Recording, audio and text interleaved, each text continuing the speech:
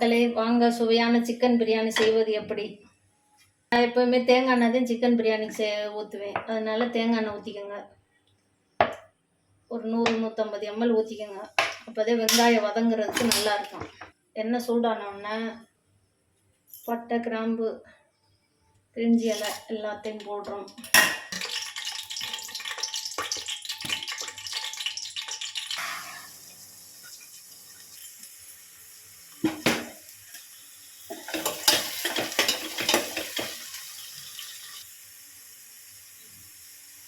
வெங்காயம் நல்லா வதங்கிடுச்சு பார்த்துக்கோங்க. இந்த ஸ்பூனில் 3 ஸ்பூன் இஞ்சி பூண்டு விழுது.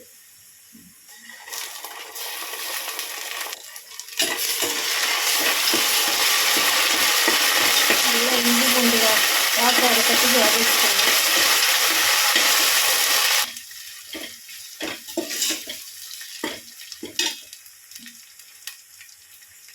மல்லித்தலை, புதினா கட் பண்ணி வச்சது.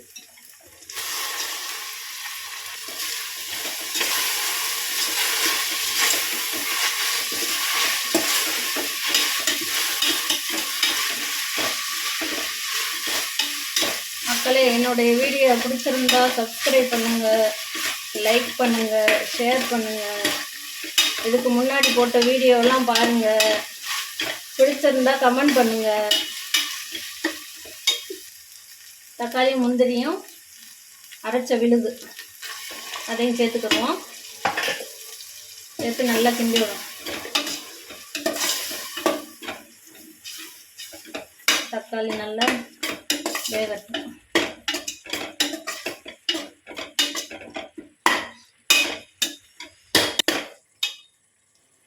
தக்காளி வதங்கிடுச்சு. 2 பச்சை மிளகாய் கட் பண்ணி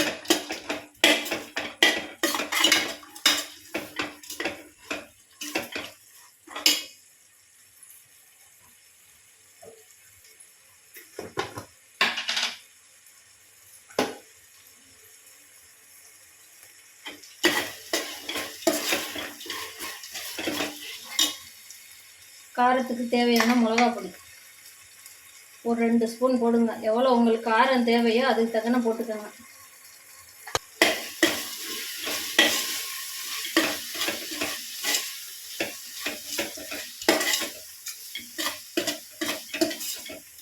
கிளறி விட்டு தயிர் 1 கப்பு ஊற்றிக்கோங்க.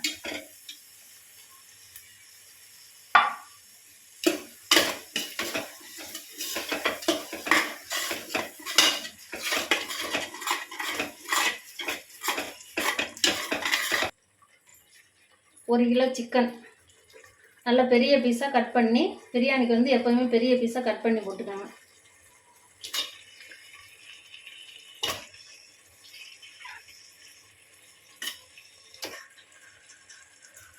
ஒரு கிலோ சிக்கன் போட்டுருக்கு.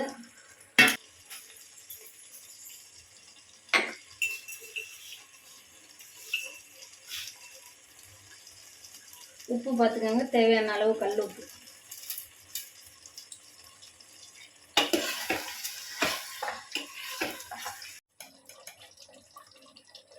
இது ஏலக்காய், கிராம்பு, பட்டை 3ஐயும் பவுட்ரு பண்ணது. இதை கொஞ்சம் சேர்த்துக்கோங்க, பிரியாணிக்கு நல்ல டேஸ்ட்டாக இருக்கும்.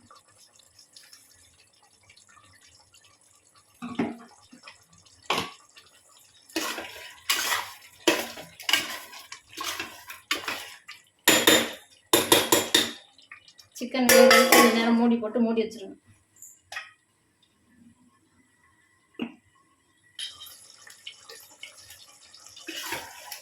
கிண்டி விட்டு மூடி போட்டு சிக்கன் வேக தட்டிக்கு ஒரு 10 நிமிஷம் வேக விட்டுருங்க.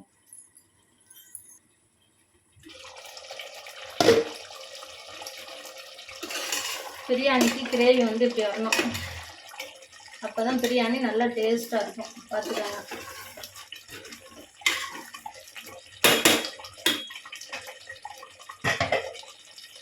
அடுத்த அரிசியை சேர்த்துக்கணும்.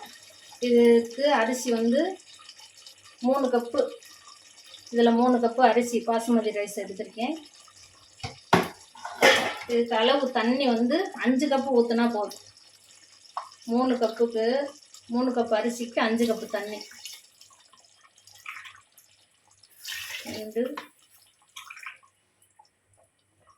3 4 5.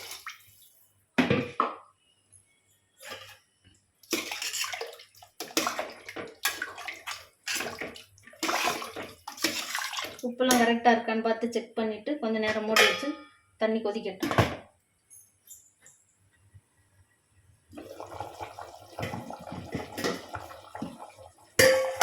ரைஸ் எடுத்து ஒரு 20 நிமிஷம் ஊற வச்சுருக்கேன். அதை இப்போ போடுவோம். இதோட சேர்த்துருவோம்.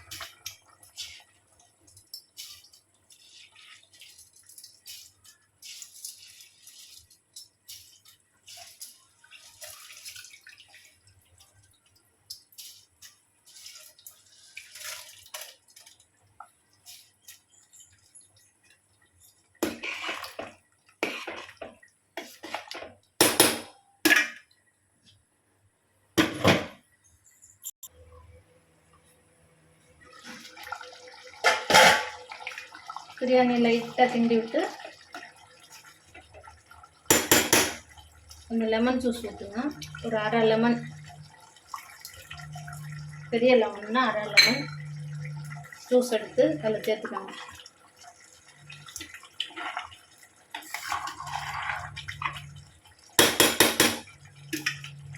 கொஞ்சம் தீய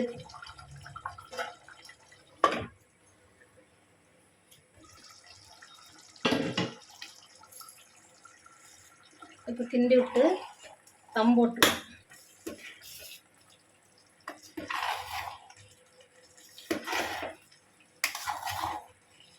இந்த பதத்துக்கு வந்தோடனே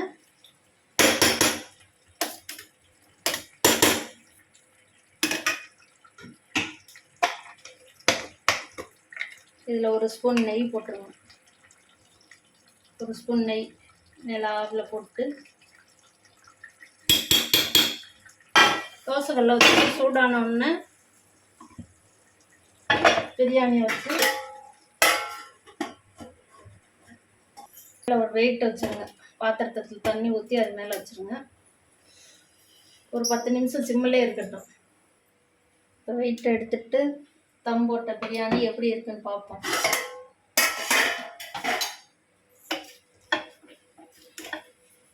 பிரியாணியை பாருங்கள், நல்லா பொழு பொழுன்னு வந்துருச்சு. உதிரி உதிரியாக இருக்கா பிரியாணி.